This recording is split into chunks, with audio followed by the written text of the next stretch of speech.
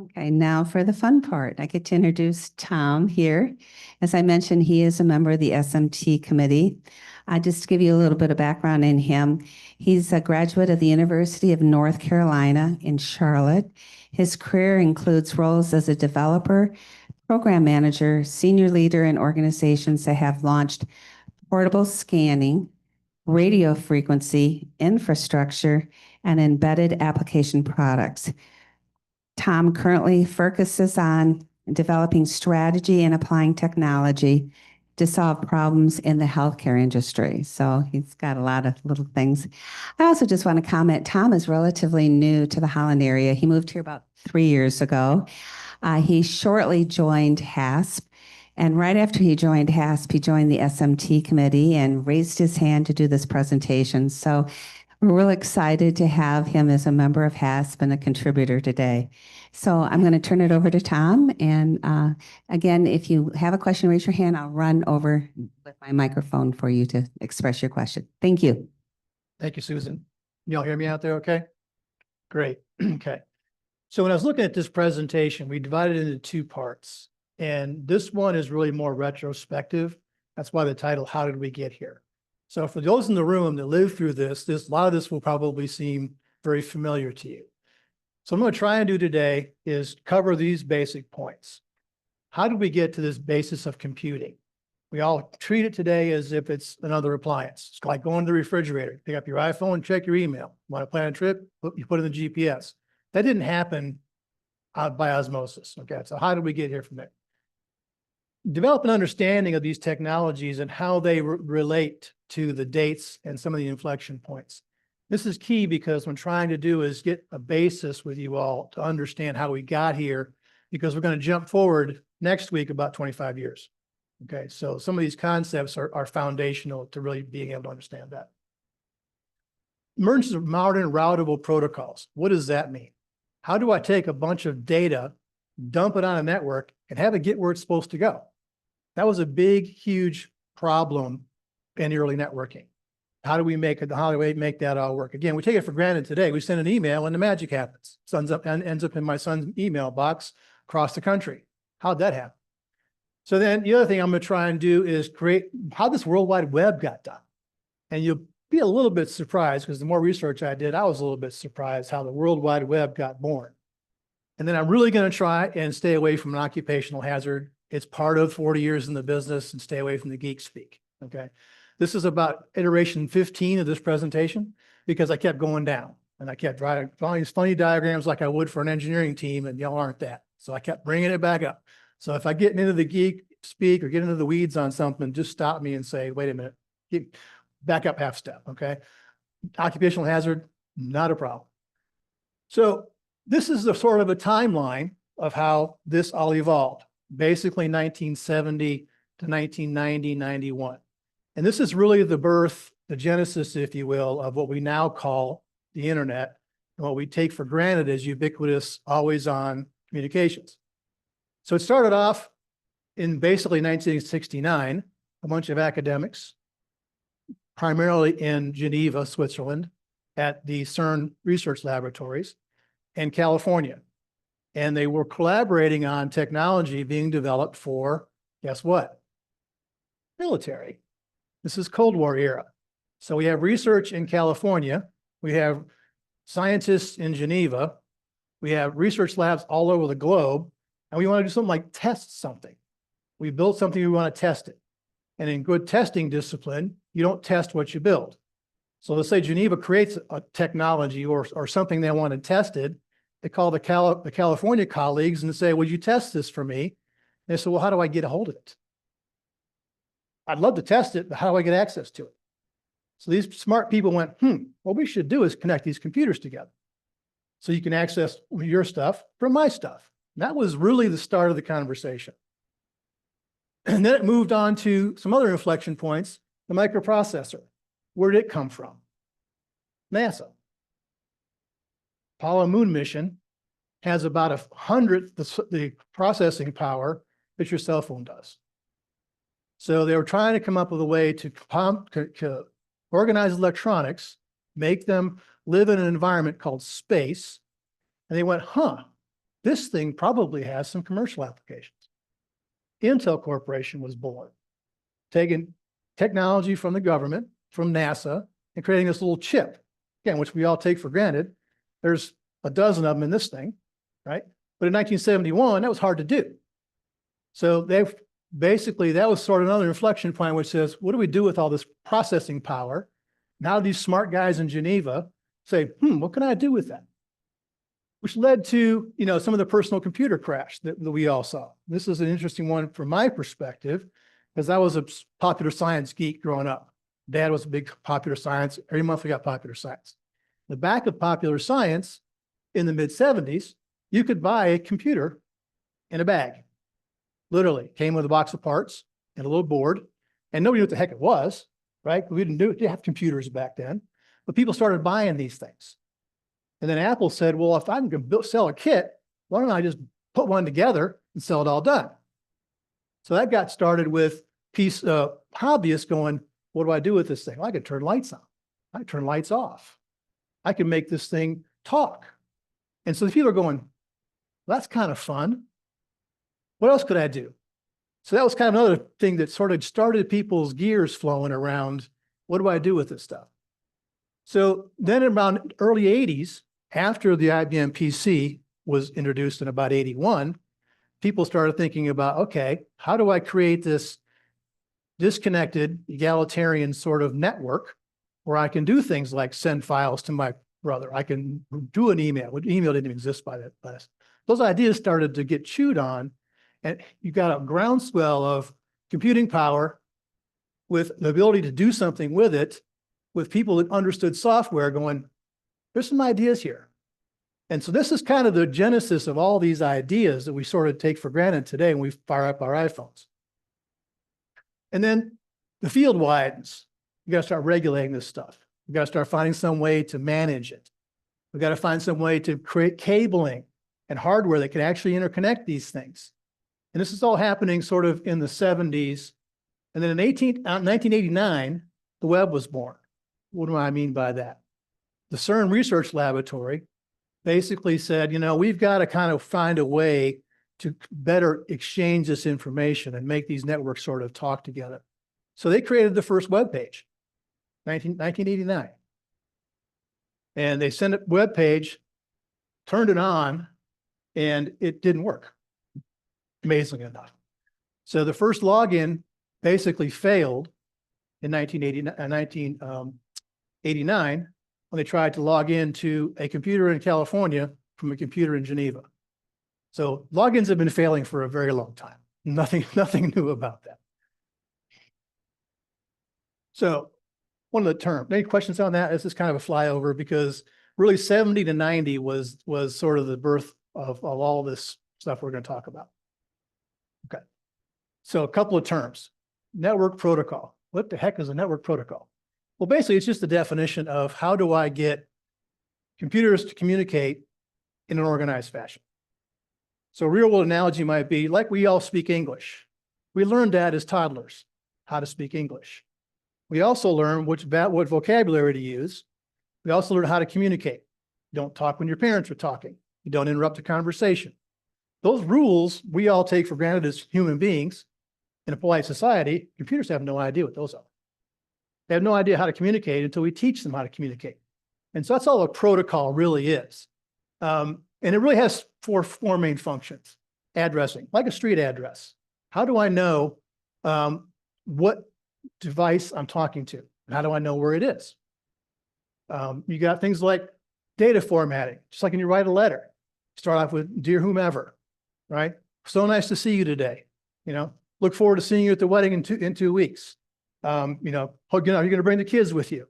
Those kinds of things, we just stream of consciousness. We just do that, right? Well, computers don't know how to do that until you tell them how to do that. Error checking. So like proofreading a letter. Did I spell your name right? Did I get the date and time for the church right? You better go look at that again. So basically error checking is another thing. And then traffic cop. Drop a piece of data on the internet. How's it routed? How do I know where to put it? How do I know that this packet goes with that packet? These four things are all part of the same message and they all go to the same address. So that's part of the traffic cop issue. So basically, this ensure reliable communications, and they ensure a repeatable communication. So when you write that email, there's a whole stack of protocols which takes it apart, reassembles it, makes it get to the right place. So let's go back to the genesis of this, ARPA, which is basically a government research lab for the US government. And we talked a little bit about this. The idea was to connect these computers across universities so they could do research, share technology. Key innovations for this, packet switching. What does that mean? Computer data is broken up into packets, usually about 32 bits or 4 bytes long. So the idea here was if that packet could be made somehow intelligent, so that it knew what it was supposed to do, or in certain portions of the communications, it had some level of intelligence which said, oh, I know where I'm supposed to go. Think about this as the Y in the road. I'm driving down the road. I'm just in my car by myself. GPS is not working, but I know the road. And I know at that fork, I'm supposed to go right, because what I want to go is down on the right. And I know intelligently because I've been there before, or I've been given instruction. My wife says, yeah, the Y, you go right, hit the third door, you take another right. Thanks, sweetie. Gotcha. Distributed design. So you could have no single point of failure. So if these data is flowing across the internet and there's somehow a break in a circuit, or there's a break in a switch, or a server is busy, but there's another way that it can find its way to where it's going. And the early protocols were really what's what I'm looking for. Crude is probably the way I'm looking for. But they were really trying to control this network traffic in a controllable fashion. And what they ended up doing was going through a series of iterations. Network control protocol was a very early version of trying to manage traffic that later became TCP/IP. We're going to talk about TCP/IP and what that means here in a few minutes. And the October 69 we talked about a little bit ago, UCLA and Stanford tried to communicate across their computers. One engineer says, log in here, everything will be lovely. You got to LOG, blew up. 1969, sounds like 2025 sometimes, right? But it all provided the groundwork. These sort of 4 main concepts are what really provided the groundwork for what we now know as the internet. So early technologies, I like this analogy. It's like waiting for a bus, right? You're standing on a corner, you've got somewhere to be, you've got data you want to send, and you're waiting on the bus to come by. What if that bus is full? What do you do? Wait for the next one. But that bus is full. It's raining. Everyone wants to ride the bus, right? So these networks were really kind of prototyped in manufacturing environments. Think of a factory floor with lots of machine tools and controls on those machine tools. These networks were good for that because it didn't really matter. If machine 3 said, I'm okay, and it took them 4 times to get a bus seat, not a big deal, right? And so they were really, this network control protocols and these network topologies were really designed around this waiting on a bus. What we really needed to do was play more like a basketball team. So you've got 5 players running up and down the floor, and the ball can move everywhere it wants to go. And if Caitlin Clark is covered right now, she can push the ball off, right? And so that's the idea, if you want to look at it from an analogy perspective, of how this really got going. IBM tried to do the token ring thing that called the talking stick is probably the better way to look at it. You know, you don't talk until you have the talking stick. Serial communications, we still use that today. Like plug a printer in with that square connector. Serial communications is great for certain applications, but it's like a walkie-talkie, right? You can talk when I want to talk, and when it's over, release the button, somebody else can talk. It's really a latch kind of a communication structure. So that's really, one of the limitations of that is scalability. How do you multiply that across the network of hundreds or thousands or millions, like the internet? Just flat won't work, right? So they really got this concept of got to get away from the bus ride, got to get away from latched communications that only work when I have the talking stick. And we have to get down to the point where a packet perspective, this packet switching concept can really take care of itself and find its neighbors. So let's say I have an email, which may be 100 bytes long, pick a number. That's several packets of data. They get distributed all over the place. How do I get them all back together? Right? How do I not get your email, half of his and a third of his, in my inbox? Funny story, I was working for Ericsson Corporation in the early 90s when cell phones transitioned into digital. And as one of the engineering groups, they were giving me prototypes. I travel a lot. Tom, take this phone with you and go test it. We were using early TCP/IP protocols in that transmission. I was riding down the road in Atlanta one day on my cell phone heading to the airport, and I'm talking to one of my engineers. All of a sudden, I'm talking to a woman. I went, well, wait a minute. And then I'm putting he's back. And then 5 minutes later, I'm talking to some other guy. He's like, who are you? And I'm like, who are you? You know? And so I took the phone back and I said, gentlemen, this is not ready for production. Here you go. But that was kind of an idea. It hit me that that's exactly what's going on. That network was packet switching, taking my voice, my engineer's voice, and it was trying to route it to the right place. Well, as one of the developers of the technology, I had to take the hit because that was the software that I was responsible for. So I couldn't blame it all on the engineers, but that was why you test. But that was the idea here, was we're trying to get that going. And then net BIOS is a concept where the computer takes the data coming from the application. I'm going to show you a picture here in a second, and it organizes it. And so it says, we have space on the network.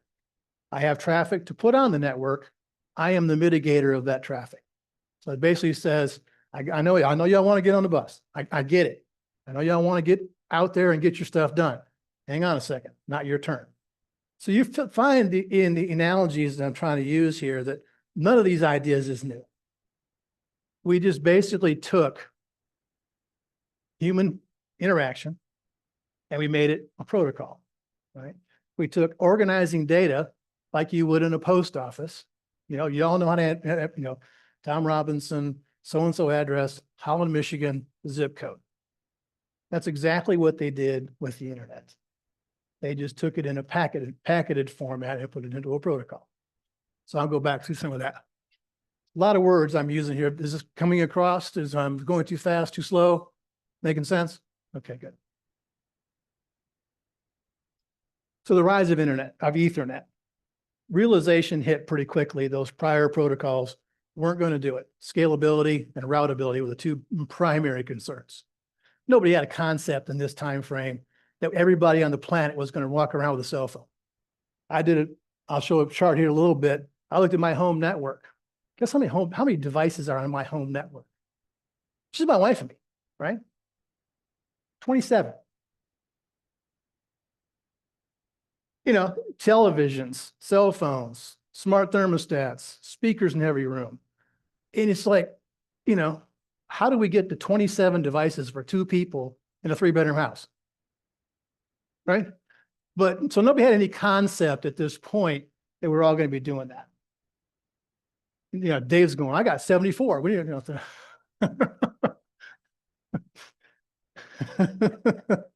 So anyway, nobody had the concept. So we're designing to something that you have no idea where it's going to go. And you can probably play a little cause and effect here. Had this not been invented, would we be where we are? So you can flip that conversation sort of upside down if you want to. But look at the internet or Ethernet as a busy road. Merging onto a freeway, right? You can try and get on a freeway at 5 o'clock traffic. You're coming down the ramp. There's 5 people behind you. Cars are going 75 miles an hour. And you're going, I got to get on here, right? And once I get on here, it's all good, right? So that's basically the concept of Ethernet, is you have this data packets which drop onto network, and there's rules that say, if you can move over, let people merge in, that's a good thing to do, right? You can slow down a little bit, give somebody a break, that's a good thing to do. And so basically, again, human concept of just human behavior on planet Earth applied to a network. Okay, that's kind of where this came from. That's the CSMA, which is carrier sense. I have the carrier, and I can avoid collisions. looking in my mirrors, coming down the freeway. There's a brake. I have the carrier. And if I just go a little faster and I merge now, I avoid collisions. Same concept in a nutshell, basically.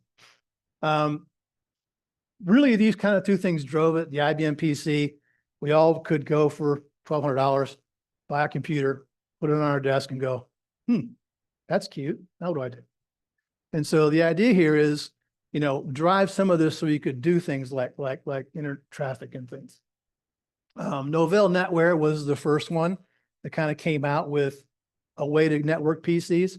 Very proprietary, very much about Novell, not about being egalitarian or being inclusive. It was about, we want to control the market. Fair enough. Didn't win. It was a fair start. And then, so we got into these standards, which was kind of the IEEE, which is the International Engineering Association, said, we got to put a standards body in the middle of this conversation. Because if we leave it to Novell's or IBM's or Microsoft's, guess what we're going to get? Their version of the truth. So we had to put a standards body in place. And then Token Ring by IBM became the talking stick network. They were competing for a while. Was it going to be TCP/IP and Ethernet, or was it going to be Token Ring and the bus ride? Didn't last long. Token Ring had its place in large enterprises, like General Motors would have rooms of big computers, and they could pretty much control that traffic because it wasn't that much. Maybe it was an office person sending a file server or sending a job to a mainframe. That could work in that environment. Well, as soon as you got outside those walls, or you got into a multi-campus environment, you couldn't do that. So that's why basically, and they had a huge, Dave, you remember those huge connectors they used to have in the walls? You had to install those big square things, type 1 cable, and they cost a small fortune. Yeah, so that was kind of what did that. But again, we're still dealing with these collision issues and data integrity. Data integrity is probably the bigger one. You get it all where you wanted it to go, but if you lost a portion of the data, what good is it, right? So I got a partial serial number for a car. I got a partial bank account balance. I got a partial transaction in the stock market. Nobody's happy with that, right? So, but back in this day, if we got close, our cell phone worked 2/3 of the time, we were happy, right? And we were trying to figure out ways to make all this work.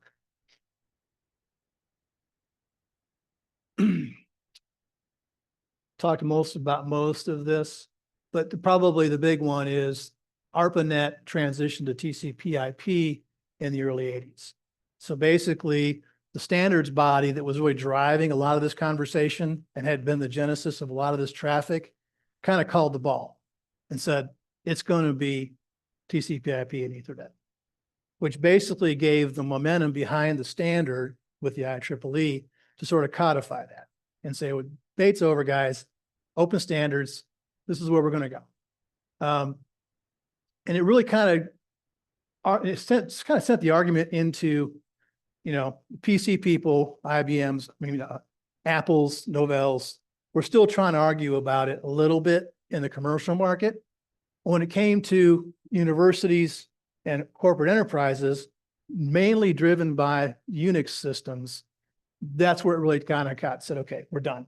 We're going to get into this TCP/IP thing. We're not going to argue about the conversation anymore. And basically they created this next picture because now we have a topology to communicate.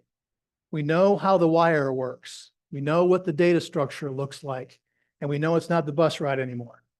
How do you control it? Because now in parallel, you've got this whole group of programmers that are trying to figure out how to make all these applications work in a PC environment or a Unix environment and make all this technology start to talk. So they had a problem too. How do I organize my software to make all this actually work? And they come up with this. This is the Open Systems Interconnect model. And, it's probably not as cut and dry as it was in this period of time. But what they basically said was, let's make a 7-layer cake out of this. And instead of trying to control the entire game, they broke it up into layers. So there's this physical layer. This is the wire. This is the or the cable you plug into the wall, or it could be wireless in a modern day, or it could be your cable TV. But either way, it's a physical piece of wire that connects to a plug, and it just transmits electricity. It just uses electricity to transmit data. That was pretty easy to do because then you could take off with a bunch of different manufacturers. You could get competition in the market space. You could drive costs down because an Ethernet cable, you've all seen them. It's the square plug with the eight wires and the little gold things. That's been the same cable since about 1990. Nothing's changed. You can buy it at any Staples for $5, right? Same thing is basically happening. So that was one idea. Let's quit arguing about the wire. Next one was you've got Ethernet, which is just basically the process that transmits that data down to here. It just simply reads the electricity for the easy way to look at it. And then you've got the IP side, which says, I've got data which doesn't need to be on my network, but needs to be somewhere else. How do I get it there? And that's what Internet Protocol basically does. We're going to take this apart a little bit. It's important to sort of understand how this works. And you've heard the term software stack. You've heard that term. This is effectively what they're talking about.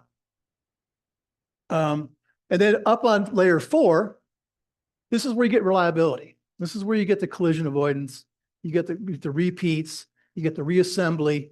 That's all done in what's called TCP, or Transmission Control Protocol. So Transmission Control Protocol over IP, TCP IP, is the language of the internet. This is how it works. So you got these pieces standardized, and they're reliable, and they're consistent, and there's no variability in them to a large degree. Then the top 3 layers can utilize that for any application they want. So whether this be web browsing, which is typically the top version where you're seeing a browser, you see the map that you look for in Google, that's all happening at the top layer. How it happens is basically in the presentation layer. I have a set of data that's come in. I need to organize it, make sense of it, and prepare it for presentation at the application layer. Well, that's all done through creating a session with whatever you're doing. I need to look up Google Maps. I want to go to Manistee on vacation. How do I get there? Well, that's basically the question you're asking here. You're saying, go find me a map on Google for this address. Now, yeah, by the way, tell it I'm starting here. I'm in my son-in-law's house. I'm not in my house. I don't know how to go to Manistee here. So basically, you're basically asking a question, coming down through this layer, across the internet. It's doing all this organization for you, comes back and says, hey, Tom, here's your map. All right, the presentation layer says, okay, I got to load the map. I've got to load the pointers. I got to gather all this stuff up. And then I can push it into a browser and you can see your map. So that's fundamentally how the cake is made, if you will, in how this all works. This was all created because of these basic 3 things. Standardize the hardware and the wires, figure out how I can understand where I'm at in this equation, and then how do I make the thing talk? Those are the basic 4 things that drove the internet. Make sense? Yeah, not rocket science. Yes, sir.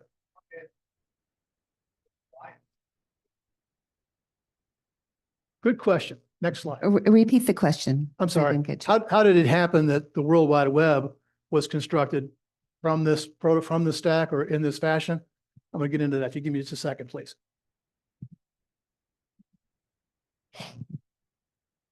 So now let's talk about a little bit back up half a step on the governance of all this. May surprise some of you.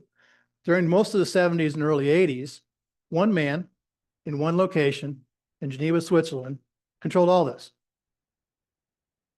So, and you know, this gentleman, John Postel, I apologize in advance if I said that wrong because he's a Swiss individual. I probably butchered that.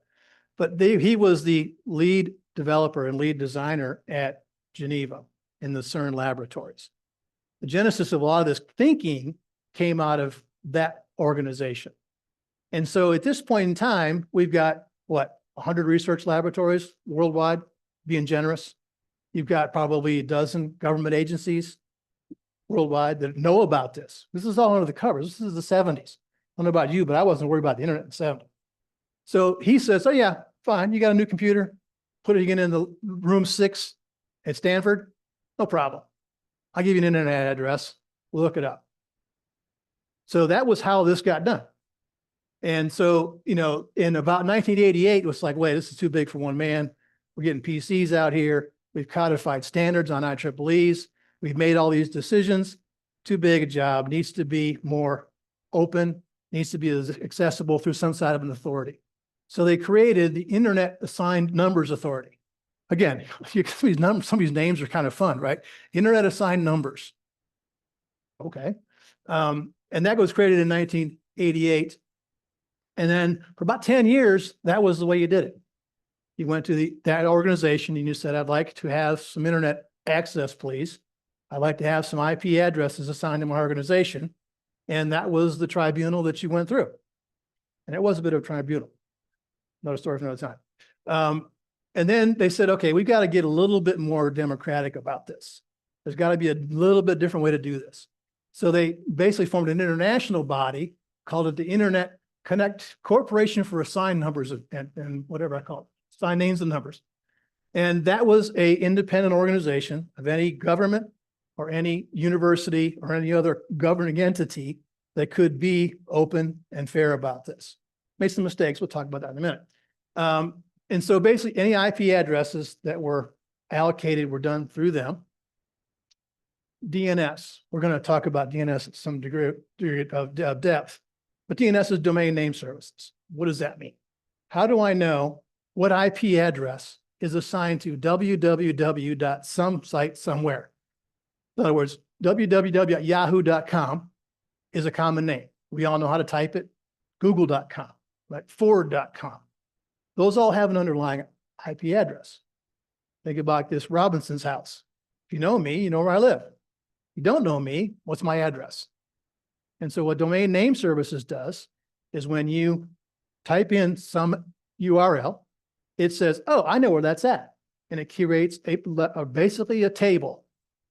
Yahoo.com is IP address, whatever. So that the internet knows how to find you. Basically simple as that. And then protocol identifiers. So what are we going to use for protocols? We talked about TCP/IP at large. There's a dozen or more key protocols. There's an email exchange protocol. There's other protocols and other identifiers that do different things. So that kept a directory of that. There was a certification testing process for that. There was an iteration process for that. We want to take that standard forward to version 2, version 3, version 4. These folks are the ones that basically are still in control of that. Nothing's changed, it's just gotten bigger. And then in 2016, the US government took their hands off the wheel. Large portion of the funding, think tank work, test work, product development work was done by US government under the DARPA and ARPANET concepts. They basically said it's too big for us. It needs to be not us driving the ship. That happened in 2016. So from basically 1970, 2016, this was all done with a large chunk of government control.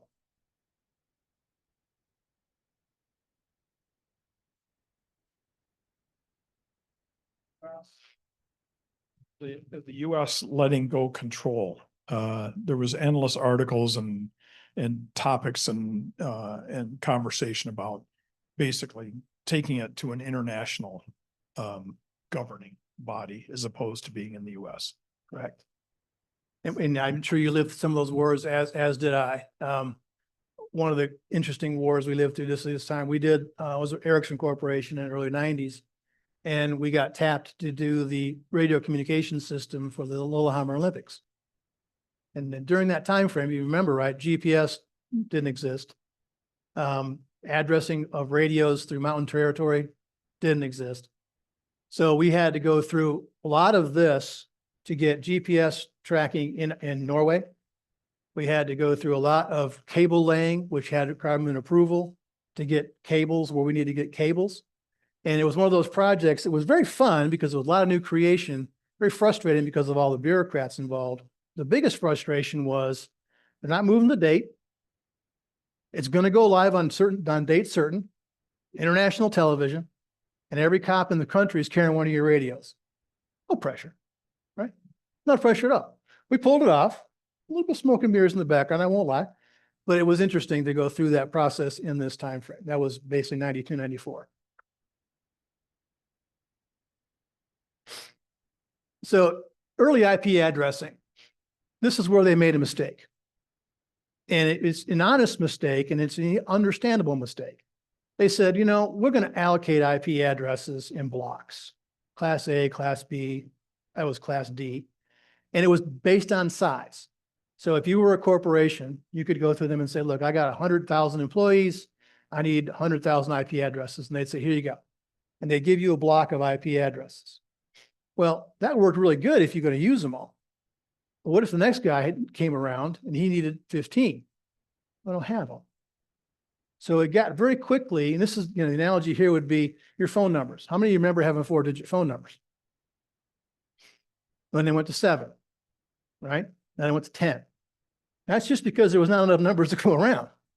And so they made the same mistake here by trying to create block addressing. And so that quickly got done because, you know, just a simple analogy, if I need 300 IP addresses, I can apply for a Class B address and get 65,000. Not a real good use of scarce resource, right? So this was a sort of the first foray into IP addressing.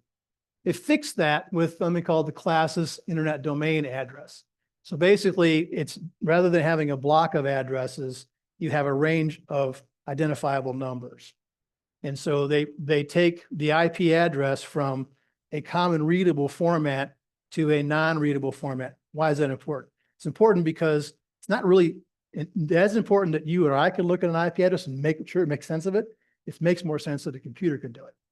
So by applying a different formatting to the address, the computer can decipher it. Human can't necessarily read it, but they don't need to.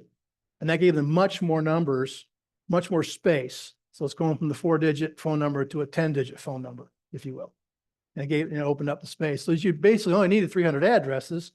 You only get 300 addresses.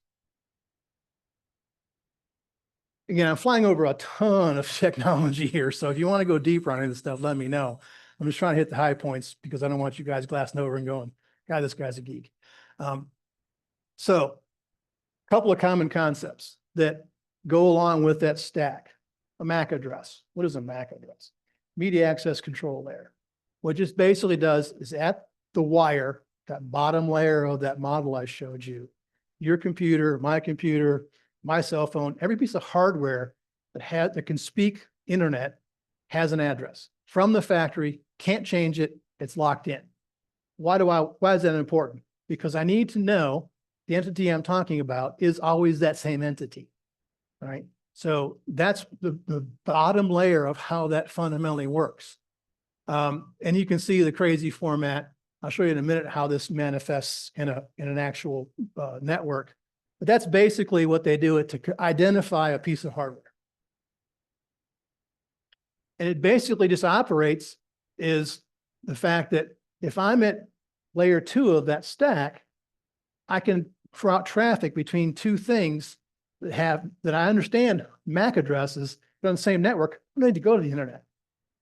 An example might be, I'm at my computer, and I want to send a document to my wife's printer. My office is in the basement, her office is upstairs. Because my network knows those both MAC addresses, if I say print Lisa's computer, it knows that that's upstairs. So that's how you identify that piece of hardware. And like a little bit of this is going to get a little complicated, but I'm trying to back up a step. IP addresses can change. Like when I go to my son's house, log into his computer, log into his network, I get a new IP address on my phone. I go home, it changes again. What doesn't change is the MAC address of my device. All right. And the part of your router functions is it's got a table of things called address resolution that maps IP addresses to MAC addresses. And I'm going to show you an example of this in a minute because I know there's a lot of esoteric concepts here. I'm going to pull it all back together towards the end. So this will start to make some more sense. But it's critical because if you don't know what you're addressing, you can't filter traffic to it or from it. And you can't assign a routable protocol to it because you have to have its own identity. That's where the functions of a MAC address. Look at it as like, you know, the yellow Chevy I drive with my license plate on it, right? Layer 2 switching is a concept we just talked a little bit about, and that is the concept, again, we're at the network layer of that stack I showed you. So traffic that gets routed within a network does it through layer 2. It says, basically, I'm already on the network I'm supposed to be on. I just need to go to a different device in that same network. So you don't have to go through the router, through the ISP, across the internet and all that because you're already there. Again, my wife's printer's upstairs. I send a document to my wife's printer. We're on the same network. Layer 2 knows, oh, this is Tom sending a document to Lisa's printer. Don't go anywhere else. Just stay right here and do that. Gentleman has a puzzled look on his face. Is there a question? Okay, good. So it's like a receptionist. Basically, it says, oh, you want to go see Tom's office, 3 floors up, 4 doors down. Okay, IP addressing. This is basically the structure that an IP address takes. Go over here a little bit because you guys, so it's unique and it's assigned. That's the key to understand here is this is not something you own forever. This is something that's assigned to you when you log into any given network, okay? It is usually a 32-bit number, kind of looks like that 192.168.1.1, right? And it's dotted only for our edification, so we can read it. Computers don't care, right? It's just a number to them. And basically the network portion is the red. I am on this network, 192.168.1. That's the network I live on. That's who assigned me an address, right? So I am tethered to that network. And, you know, like a zip code. So basically the zip code is 49423 at my house. That's the network I'm on. The post office knows that's the region I'm living in, right? The X is, so what? I'm on a network with 27 devices. Which one am I talking to? You're talking to X. That's the unique number assigned to that device on that network. So in this case, 192.168.1.1 would be my cell phone on my network. And that's all managed by the network traffic. So making sense? Okay, good. So, you know, this 192.168.1.0, 24 indicates the 24 bits on the next portion, which really is saying the mailing address, the full mailing address with zip code, with city, with state is all encapsulated into that little bit of notation.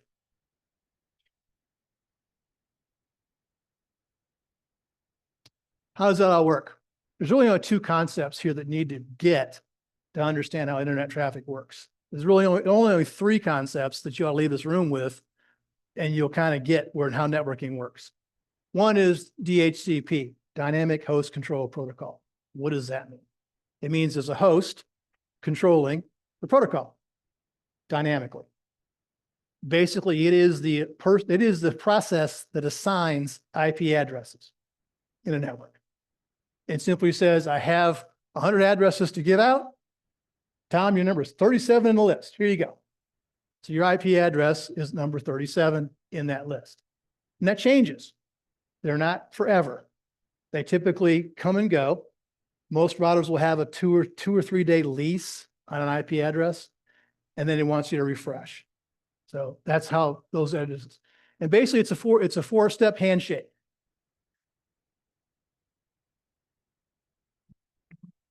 It's a 4-step process. Basically your device, let's call it a cell phone, broadcasts a message. I'm here. Can I have an IP address, please? Router responds, I got this one for you. Is that good? Your device sends back and says, thank you very much. I'll take that one. And then the router sends back and says, okay, cool, it's yours. Yeah, these are human concepts that we all understand, right? That the internet basically picked up and created fancy words that basically mean the same thing. May I come in? Sure. Can I sit here? By all means. DHCP. It's like an automatic check-in where you get a hotel, you know, automatic check-in, right? You go to the hotel and there's a key on my cell phone. Lovely. I don't need to go anywhere. I just got an automatic check-in that says, you're in. Room 307 is all yours. And then the other one is this DNS concept we talked about a little while ago. And it basically just keeps a record of www.something is equal to this IP address. It lives on this network in this location. And it resolves those names, Google Maps, resolves through the DNS function to a specific address in Cupertino, California, or where the heck it was. I have no idea.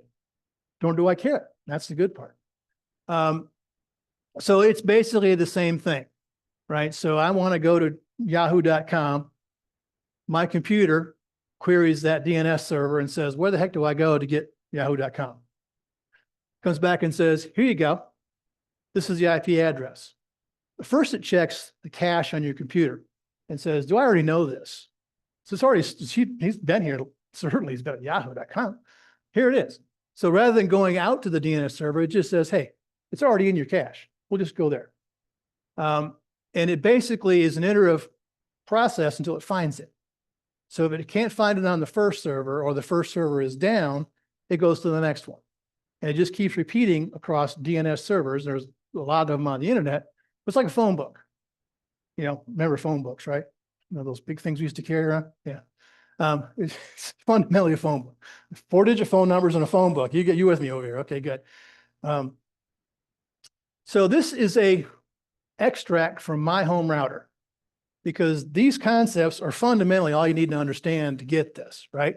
The top one is the Xfinity network, my ISP. You all got an ISP with Comcast or Xfinity or whatever, however it supplies your cable modem. That's this. And all I need to know out of that thing is 4 things. What is the wide area network IP address? In other words, where do I go to find the internet? It's that address. I don't assign that. The ISP assigns that to you as part of their service. Which door do I use to get to the internet? Use this IP address to get on the internet and access our services. Then it goes to, okay, how do I find the address for some site? That DNS server's address is 75, 75, 75, 75. These are things that the network provider sets up for you. You don't necessarily change these things. And then if I can't find it on that first address, where do I look second? There you go. And so from your ISP's perspective, those 4 things are all your router needs to know to function. Where's the internet? How do I get on it? And where do I look stuff up? The next layer down is actually my home addressing scheme. Now you notice a couple things. We're going to talk about this more detail next week, but there are 2 public IP addressing spaces allocated on the internet. One of them is the 192.168.0.1. That's a public space that any home network can use. And most come out of the box with that address. So you pull your modem out of the box, you plug it in, you turn your network on. It's going to use an IP addressing scheme of 192.168.0.1. The other one, primarily used for corporate communications, is 10.0.0.1.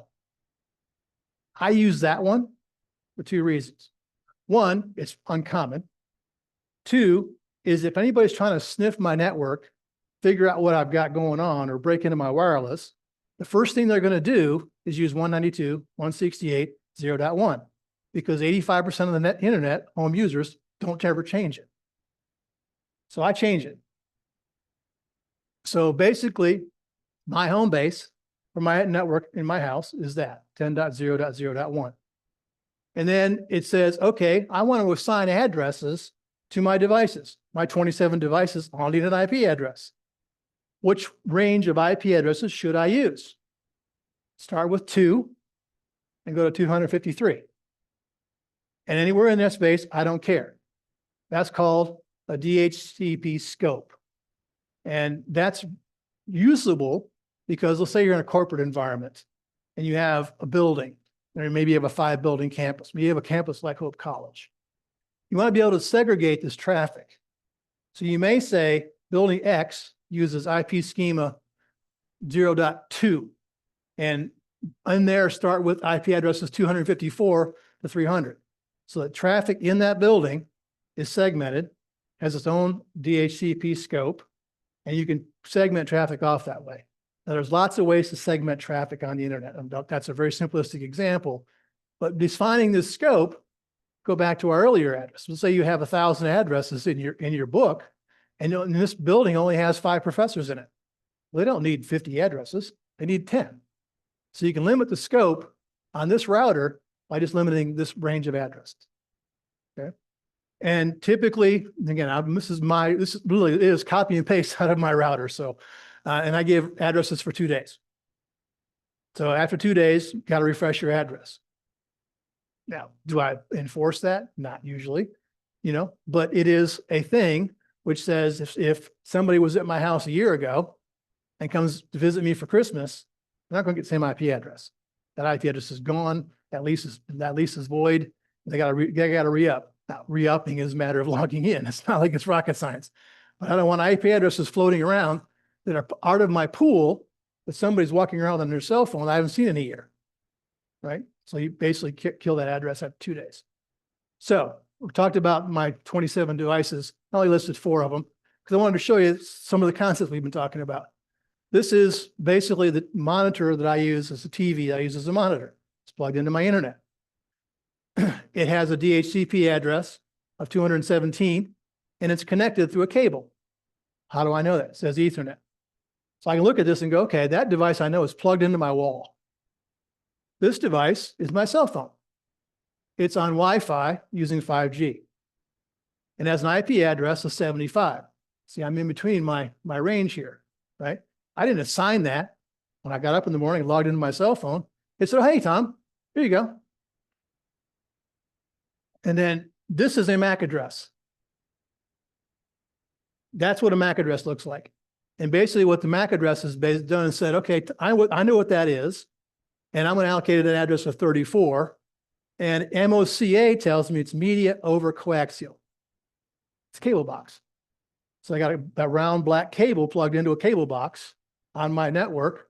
And I know that because that's the protocol it's using. We talked about protocols a little while ago, right? And then this is my Nest thermostat. How do I know? Because it says Nest thermostat.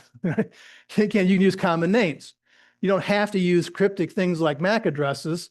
You can use common names. So in your routing table, you go in there and say, okay, this is my thermostat. So I don't want to figure out what that is. And you can also say on this one, I don't ever change that IP address.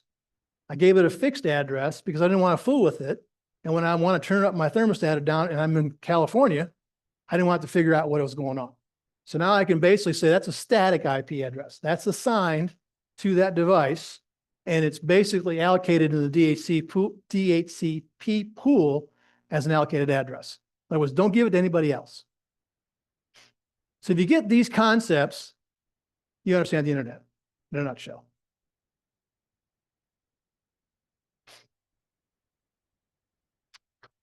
So I put this in there because I thought it was illustrative, sort of towards the end here. If you write a friend's address on an envelope, basically a computer adds a destination IP address to a packet. Same concept, right? Drop a letter in a mailbox. It's packet sent to a home router. Find me a map, please. Local post office sorts by zip code. ISPs reads the IP address and goes, oh, this is going to Google. This is going to Yahoo. I know what to do with that. Regional hubs, mail sorts, right? We've got downtown post office that sorts mail for probably a dozen post offices around here. They're doing the regional sort. Internet backbone routers basically know that. Oh, this is a packet going to here. Go over here. That's all the internet's basically doing is reading that packet and going, oh, it needs to go over here. Local post office delivers it to your door. Your final router delivers the packet to your destination. Go back to our map example. I need to get to Manistee from Grand Rapids. I don't know how to do that. Well, that the internet does. And it says, I queried all the servers I need to query. Whenever I needed to go to gather your information, here's your map. That's basically what you're doing with that final packet.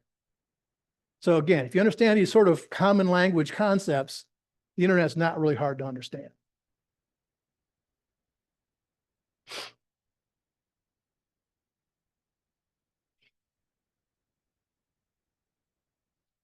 So where are we going with this? We've already started to see the unified communications process, Zoom calls, right? Video conferencing. Who has a home phone line these days? It's probably not the way you think it is. It's a voice over IP connection. So it uses the packets of the internet to route that voice and it unpacks it at the other end. Another protocol called H264, but that's another conversation. But it basically says we can now take internet traffic, voice traffic, packetize it, route it, reassemble it, and communicate it through a speaker over the internet. Pretty much the underlying function of Zoom. So basically you have a camera and you have a voice over IP circuit.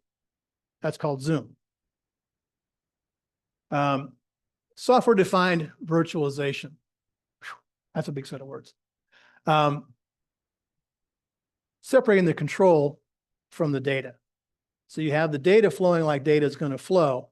Rather than having these rigid rules, these rigid agencies that control the allocations and allocated DNS servers and have all this rigid infrastructure, the movement is to software define that so that anything can act as anything. It's a good analogy for this. Let's say you're running an election campaign and your normal traffic at the county office building is normal office building traffic. But now we have 75 million people voting. How do I deal with that without truckloads of new hardware, truckloads of new software, and 75 geeks? Well, basically you do it because you can separate. I can borrow control for that period of time, can software define a set of infrastructure that I need for those 3 days or 45 days with protests, and then I can turn it all back down. So that's kind of the idea behind a software-defined network. Internet of Things. We're already doing this. You know, again, I'm telling stories on myself I probably shouldn't tell, but in my bathroom, I walk into this, you know, and there's a speaker there. If I'm in the bathroom, want to take a shower or whatever, I turn on music. And all I do is say, hey, Google, play what? That's the Internet of Things. Alexa. It's all, you know, that's all that is basically the internet going, listening to common language, translate that into actions, and delivering them back through a device. Edge computing. That's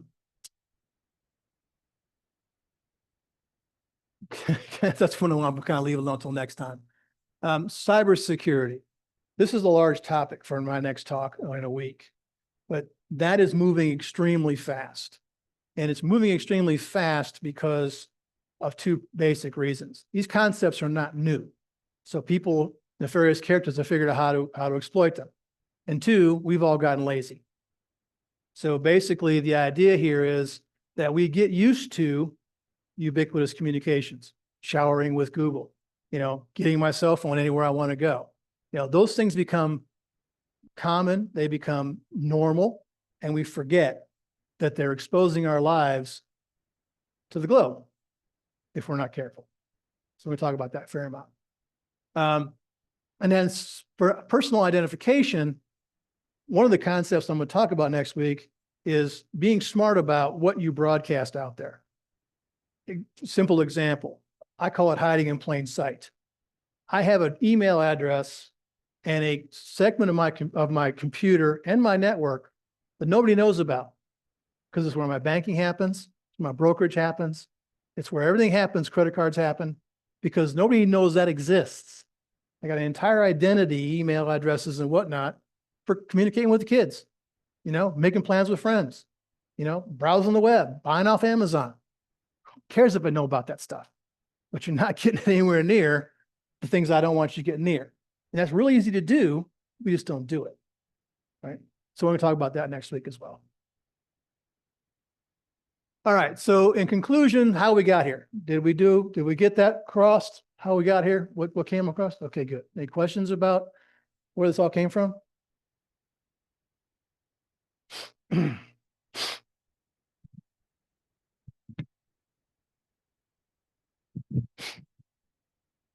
Tom, I'd like to get back. You talked about it for the routers. How does a device have a unique address if, for example, your router and mine, they came out of different boxes, perhaps from different manufacturers, have the same address? It's a good question. So because they're insular, right? I'm not, in my house, I'm talking to my wireless network and I'm talking to my router. And my MAC address registers with that router. And that router says, okay, Tom, your IP address is X on this network. That same thing happens in parallel and at your house. The two don't meet because they don't know about each other. So that's why you can reuse 192.168.0.1 on every router that comes out of every box on the planet, because it's within an insular network. And if I go back, it is behind this convention. So that network can't find me and reach back through here because it doesn't know I exist. But that's the reason you have firewalls. So if somebody's smart enough to drive down the street with a wireless sniffer and says, I'm going to bet you this guy uses 192.168.0.1. All they have to do is query that 192.168.0.1. And if it's open, or there's somehow not a firewall, they can get in. And I was telling an example about this. This is an example that we live in a cul-de-sac when all this was starting in the late 90s. And my neighbor across the street, was asking about internet and setting up things and blah, blah, blah. And I said, Mike, you really need a firewall. Too much complication, Tom. It works. What's the big deal? So I went home and I decided to be a little bit naughty. And I cracked a beer and I sat down on my computer and I said, did exactly that. I queried his address, which I knew it was. He had not password on the Wi-Fi. And so I got into his network. I knew his wife had a laptop on the desk in the kitchen. I got into his computer through remote access, changed the computer screen saver picture to my picture. And I took 4 files off his computer, which I knew were some records, and I moved them to another folder. Then I shut it down. 20 minutes later, come across steaming across the cul-de-sac with his wife. What'd you do? I told him what I did. He had a firewall in 5 minutes. So that's how they're separate to a degree, because they're just separated by ISPs. And if you don't know what the gateway what this gateway is, you can't get to here. But if you don't protect that and somebody's smart enough, they can bypass all that. And when we get to the MAC address, that one is unique to the Yes. device? That every hardware device has a unique MAC address. You can query it on your phone right now. You can look at your IP settings and look for the MAC address, and it'll tell you some number like this. I'll give it a number you call. One other comment, Louis, to your question. There's sort of like another way of thinking about it is the router. There's an address world that is your local home on one side, or a business on one side of a router. And then there's the internet, what he's talking about. And so that's what the router is, what differentiates and controls the two different address worlds. That's why so many homes have 192.168.1, and then whatever lower address. But the router keeps those addresses on your side or your home, and then does the address translation to put it out on the internet that is the addressing system worldwide. Right. That's the difference. That's what the gateway function basically does. It says, where do I find the internet? You go through this IP address. And Tom's point about his story of harassing his neighbor, forget about it wasn't harassment. Well, forget about the firewall for a moment. Just having a password on your Wi-Fi network, that's fundamental. Right. And there's different types of addresses. The older ones are less common nowadays, but there's more complex ways to do those addresses, WPA and WTA. You want to do that so that you keep guys like that from coming around your neighborhood and causing troubles. That's what we're going to talk about next week. That's really when I wanted to separate the two conversations, because there's a lot of these ideas that I want to make sure you guys understand. But it fundamentally boils down to today's exactly point. The internet is under the control of the ISP. Your network is under your control, and your devices act how you define they're going to act. Yes, ma'am.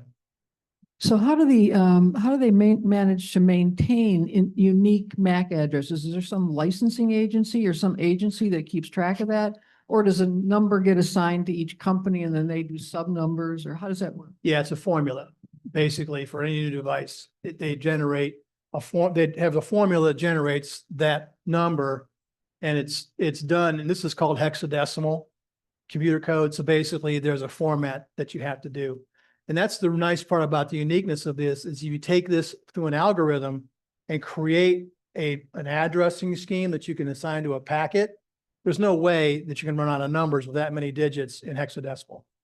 And to follow on that, because I used to be in a manufacturer, the first 3 digits are the company that's manufactured the device. I say 3 digits, the first 3 hexadecimal digits. Right. Well, actually 6 hexadecimal digits. And the second half is however that company wants to allocate out their addresses. So you look up that first portion. I know it's Sony, or it's Hewlett Packard, or it's IBM, or Apple. And so that's how the addressing is divided up. So each company is responsible for maintaining unique numbers within its manufacturing base. Correct. And it's literally burned into the chip on the hardware. It's So you buy a audited. card for your, in the old days when you had tower PCs or whatever, you buy a card and that card would have an address. And that's auditable too. Don't they audit those if they need to? Don't the IEEE can audit those? Oh, sure. Oh, yeah. Yeah. And that's managed, well, it used to be managed by the IEEE. I'm getting pretty old, so I don't know. who does I don't it remember, now. I don't remember either. But that's the idea behind it. And one follow-up to that is Dave mentioned IP addresses. IP addresses have iterated to version 6. So you will see them now, they look like that instead of that. And the idea behind that is this is a definable space. Obviously, there's only so many digits and so many permutations you can do with that. This is exponentially bigger. So as you get more and more devices, more and more MAC addresses, they made the relationship between the MAC address and the IP address follow a similar algorithm, so they get more addresses. Talked earlier about the fact that they made a bad decision, the class A, class B, class C, and they ran out. And so that's why they had to go to IP6. And IP6 has massive implications in terms of the hardware base. I used to work at a company, we had a class B address because I had some technical people who were really smart and registered one early. When they started running out, they came back to us wanting to buy the B level address back. We didn't give in, but anyhow, so that's when between routers and IP6, they overcame the shortcomings of the IP addressing scheme. Right, and it made it dynamic so that you didn't get blocks. You got address ranges that you could generate. So, yes, sir. Tom, just to ask a question, and if it's inappropriate, tell me, because I'm going on. I have 2 emails, but I have a Juno email, which goes back to 1998. I use that for hotel reservations, this kind of thing. I have a Gmail address. Am I in bad neighborhoods, or should I be using something? You alluded around email, so if it's inappropriate question, but No, it's actually a very good question. So it's really the domain, whether it's Juno or Gmail, doesn't really matter. I would probably go the Gmail route for security and some of the things we're going to talk about next week, 2-factor authentication and certifications also. But the idea is you just keep one, I call it hiding in plain sight.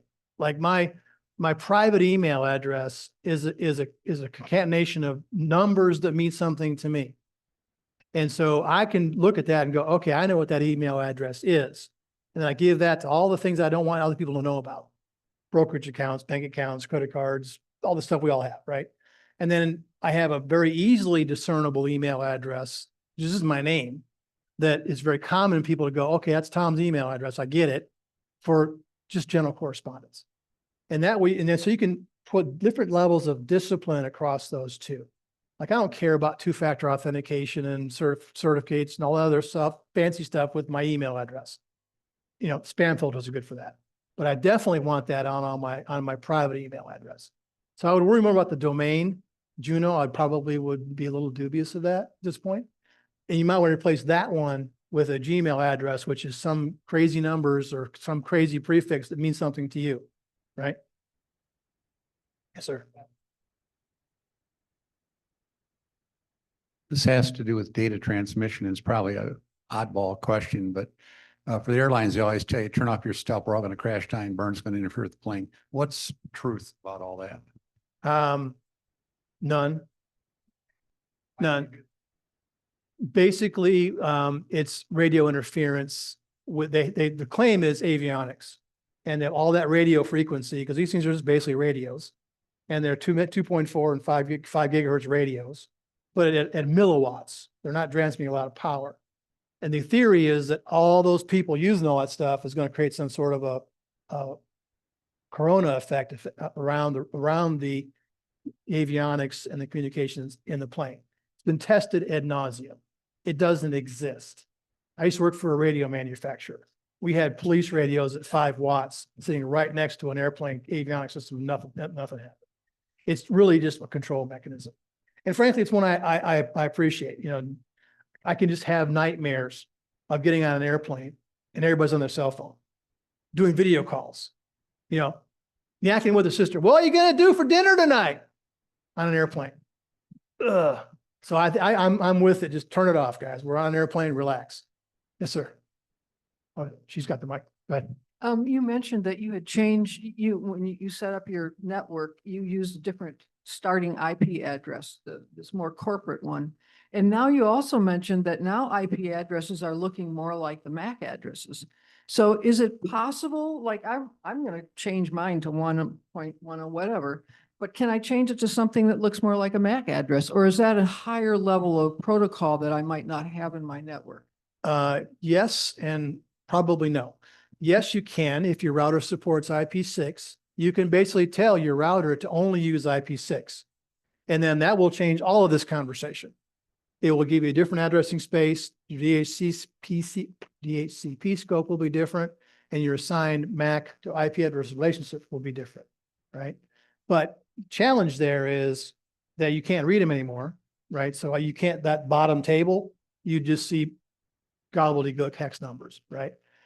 And your routers and the internet may not be ready to play with IP6. So you may get some data errors. You may get some can't find this site, that kind of less and less all the time. IP6 has been out since 2015, 14, earlier than that. Okay, so it's been out a number of years, so it should be caught up, at least 10 years.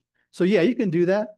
I didn't do that because I've got a pretty good firewall and I've got a stepped firewall. So it's pretty good at rejecting things. And I like to be able to just see the numbers, right? Yes, sir. Elaborate on your airline question that was just asked a minute ago, changing the subject to my hobby, which is railroads. The South Shoreline, if you take that from Chicago to Michigan City or park at Dune Park, has half the train as quiet cars, and the conductors go through and enforce it. And I think they're trying even to have no ports in this time, and because they have full internet service on board. Amtrak out of here is wide open either way. You have interstate service or not. But I was on the train from New York to Washington, New York in December, and they have big signs on quiet cars versus regular cars because there's full service. And like New York, Washington, the train is the way to go. You don't fly that route. Sure. Yeah. And it's 2.5 hours and people are on the phone all the time. Yep. Pretty annoying, isn't it? Try reading a book on a train. Anything else?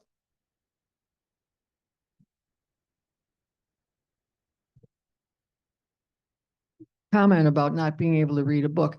If it were regular conversation, of course, it doesn't bother you because there's no stopping and starting. It's the stopping and starting that screws you up. Yep.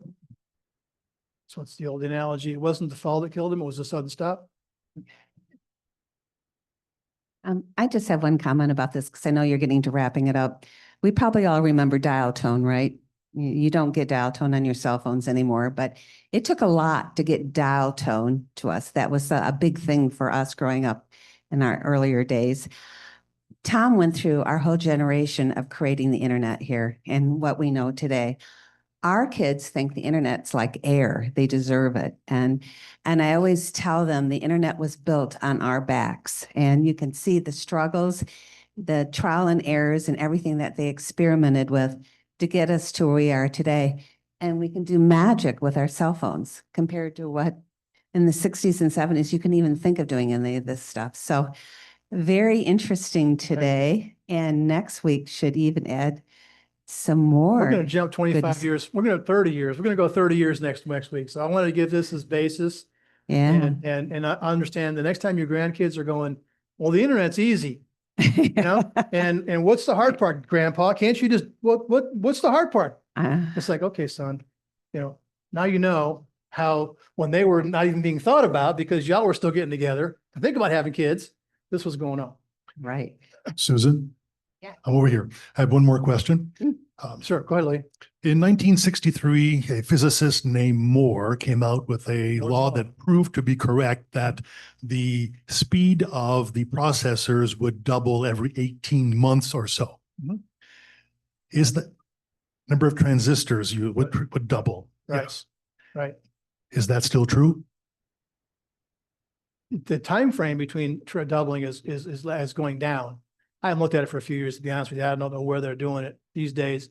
But the migration in hardware went from number of transistors per chip was Moore's law. Now with the advent of the cell phone in about 2004 or 5, what became more prevalent was what's called systems on a chip, or SoC. So if you take your cell phone apart, you'll have a big fat chip. Apple's really good about this.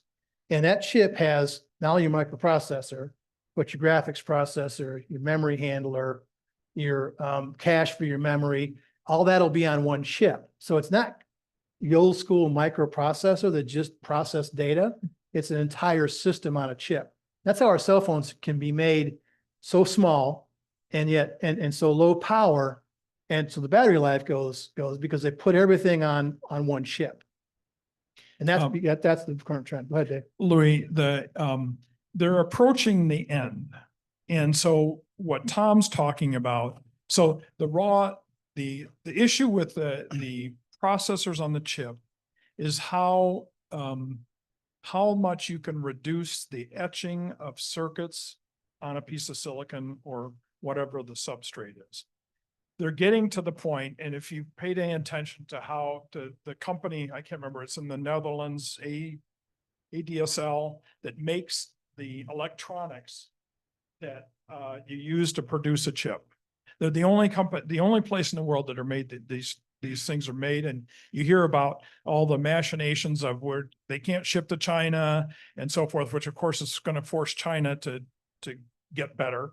But they are getting towards the edge. But the way they're overcoming it is what Tom's talking about is adding more processing functions onto a chip. And so they haven't hit it yet, but they're getting close. And it's like, if you read the technical literature, which I have for 50 years or however long it's been, we're almost, we're going to run out. It's not going to be, and they always figure out another way. And so they haven't hit it yet, but they've been on the edge for quite a while, but somebody always comes up with something that's a way, because they're down to like, I can't remember what, so I think the most of what you get in your iPhone is those chips made by TSMC in Taiwan. And of course, they're building fabs in Arizona and other countries now because of the China-Taiwan issue. They're doing it 3 microns and which is the width of the engraving, or it's not engraving, but anyhow, of the circuits. So it's Moore's law has been amazing. He came up with that in the late 60s when he was working at Fairchild, and they haven't hit it yet, but it's constant battle. It's a constant battle. An analogy, when I first started going to Japan in mid 80s, we had to go to Japan because we were trying to create a scanning device. You may have seen it. It was the FedEx scanner, original FedEx wand that they did back in whatever. We went to Japan to Seiko because they're the only ones that could make the density of circuitry we needed to make that device. And so it was, a watch manufacturer that had the ability to etch quartz clock circuits into watches. They were the only ones that had the manufacturing technology we needed in 85. And it was not anywhere near the density we're talking about today.